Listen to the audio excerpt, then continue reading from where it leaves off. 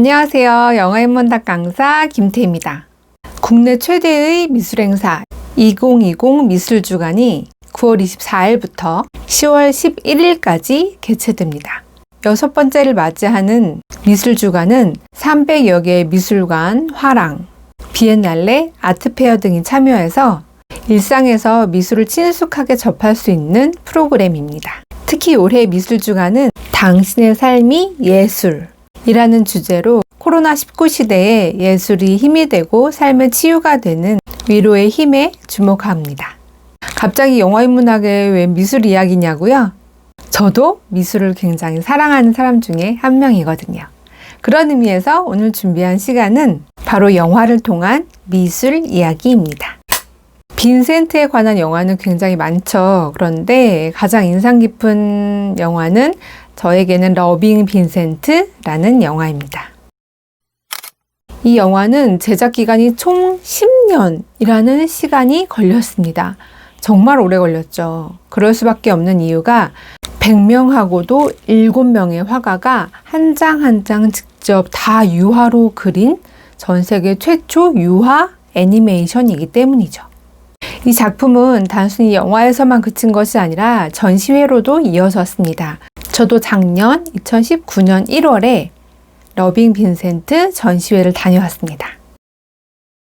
요즘에 미술관에 가는 것이 참 즐거워졌어요. 예전처럼 그냥 눈으로 보기만 하는 것이 아니라 굉장히 볼거리, 즐길거리들이 많아졌거든요. 한 전시회의 온 공간이 화면으로 꽉 채워져서 까마귀가 나는 밀밭을 내가 그 가운데, 한가운데 서 있는 것처럼 느끼게 할 수 있는 공간도 있었고요.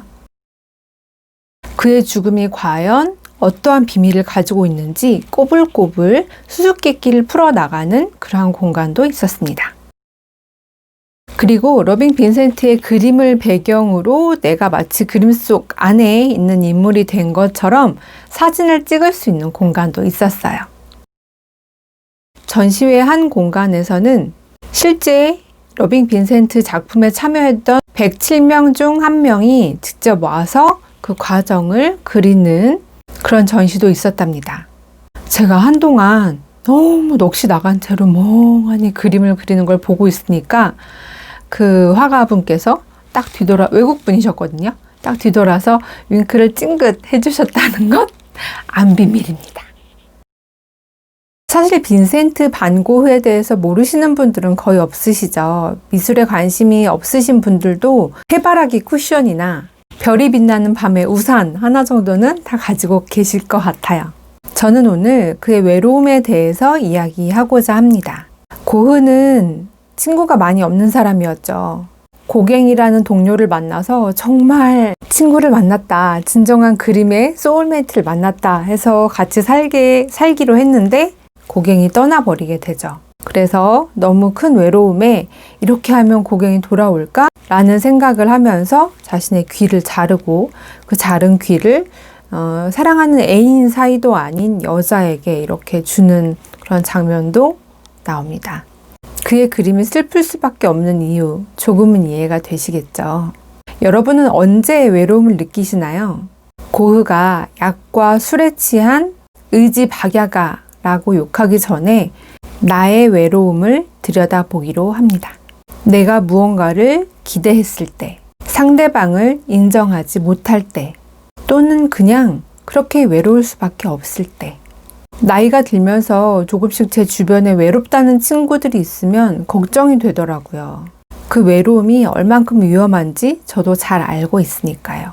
인간은 옆에 누가 있어도 누가 없어도 외로울 수밖에 없는 존재이기 때문에 그 외로움 자체가 위험하다고 할 수는 없습니다. 하지만 그 외로움이라는 감정에 빠져들기 시작하면 그 감정은 늪처럼 나를 잡아먹는다는 것이죠. 왜 나만? 왜 나 때문에? 그런 생각은 나 자신을 갉아먹게 됩니다. 우리 내가 스스로 외로워질 때 잘 들여다보고 토닥이고 위로해 주기로 해요. 너무 억지로 아닌 척 벗어날 필요도 없고 고흐처럼 그림으로 혹은 어느 작가처럼 글로 뭔가 나의 외로움을 달래고 들여다볼 수 있는 그런 건강한 방법들을 찾으셨으면 좋겠습니다. 악수를 건네며 영화 러빙 빈센트와 전시회의 마지막 대사입니다. 영화 러빙 빈센트를 보시면서 여러분의 마음과 외로움에도 악수를 건네는 시간이 되시기를. 오늘 만나볼 두 번째 미술에 대한 영화는요, 바로 프리다입니다. 프리다 칼로 역시 녹록치 않는 삶을 산 예술가 중에 한 명입니다. 소아마비와 교통사고로 온몸을 깁스한 채로 침대에 누워있는 것밖에 할 수 없었던 그녀. 침대에 누운 채로 부모님이 설치해 주신 거울을 보면서 끊임없이 자신을 관찰하고 또 관찰합니다.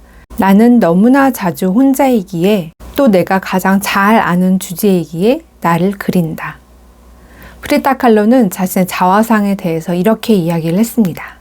그녀보다 21살이나 많은 리베라와 결혼을 하면서 그녀의 인생은 더욱 격정적인 감정에 휩싸입니다. 끊임없는 외도와 프리다의 친여동생과의 불륜으로 질투와 분노를 넘어선 고독과 상실감을 가지게 되죠. 그녀의 마지막 일기에는 이 외출이 행복하기를, 그리고 다시 돌아오지 않기를 이라는 말이 쓰여져 있습니다.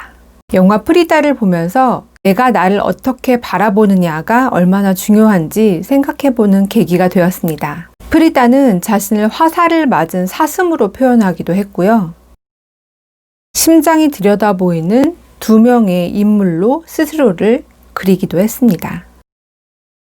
여러분이 잘 알고 계시는 것처럼 꽃으로 자신을 꾸민 자화상을 그리기도 하죠. 여러분이 자화상을 그리신다면 과연 어떤 모습으로 나를 생각하고 그리고 싶으신가요? 영화와 미술에 대해서 자세한 강의를 듣고 싶다면 여기 블로그를 참고해 주세요. 오늘은 제가 사랑하는 미술과 영화에 대해서 이야기해 보았습니다. 그림과 영화, 그리고 여러분을 생각하는 저의 마음이 여러분께 위로가 되었기를 바라며 악수를 건네는 김태희였습니다. 안녕!